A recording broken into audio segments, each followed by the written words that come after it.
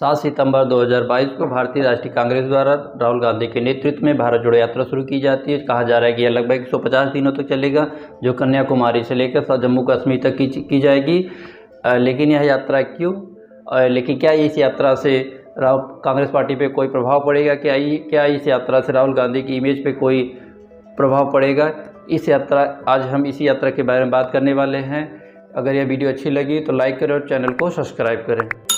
भारत में भारत जोड़ो यात्रा से पहले ऐसे कई यात्राएं की गई जो काफ़ी सफलपूर्वक है। इससे आज से लगभग 100 साल पहले महात्मा गांधी जी द्वारा दांडी मार्च यात्रा शुरू की गई, जो 12 मार्च 1930 में साबरमती से शुरुआत हुआ था। यह लगभग 3 हफ्तों तक चलने के बाद नमक बनाया गया और काफ़ी सफलपूर्वक यात्रा थी। इसके अलावा महात्मा गांधी द्वारा अनेक यात्राएं की गई जो भारत की आज़ादी के लिए काफ़ी महत्वपूर्ण था।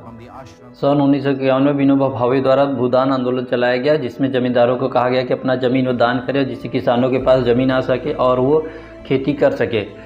यह यात्रा लगभग 13 सालों तक चली, जिसमें कहा जाता है कि लगभग 60,000 किलोमीटर तक यात्रा तय की गई और लगभग 45 लाख एकड़ ज़मीन प्राप्त हुआ और यह यात्रा काफ़ी सफलपूर्वक यात्रा रही। भारत में आपातकालीन स्थिति के बाद सन 1983 में जनता पार्टी के भारत चंद्रशेखर ने भारत यात्रा शुरू की, जो लगभग 6 महीनों तक चला। इस यात्रा से उन्हें तुरंत प्रभाव नहीं पड़ा, लेकिन इसका लाभ उन्हें सन 1990 मिला। वो भारत के प्रधानमंत्री बने 1990 में। भारत में सन 1990 में धार्मिक और राजनीतिक यात्रा की गई, जिसका नेतृत्व लालकृष्ण आडवाणी जी कर रहे थे। यह यात्रा सोमनाथ से चलकर अयोध्या तक जाने वाली थी, लेकिन बीच में ही लालकृष्ण आडवाणी जी को बिहार में रोक लिया जाता है और उन्हें अरेस्ट कर लिया जाता है क्योंकि अयोध्या में राम मंदिर और मस्जिद के लिए दंगे होते हैं। इस यात्रा का लाभ अटल बिहारी वाजपेयी के प्रधानमंत्री बनने के रूप में मिला। बीजेपी को इस यात्रा का आज तक फायदा मिलता आ रहा है। इस यात्रा के बाद धर्म के नाम पर राजनीति शुरू हुई, जो आज तक चलता आ रहा है।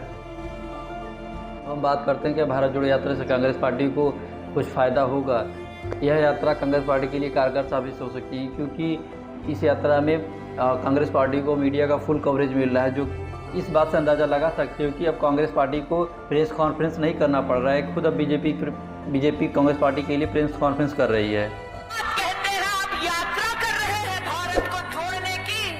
अरे अगर कन्याकुमारी से चले तो कम से कम इतनी निर्लज्जता तो ना दिखाते, स्वामी विवेकानंद जी को प्रणाम कर तो बताते।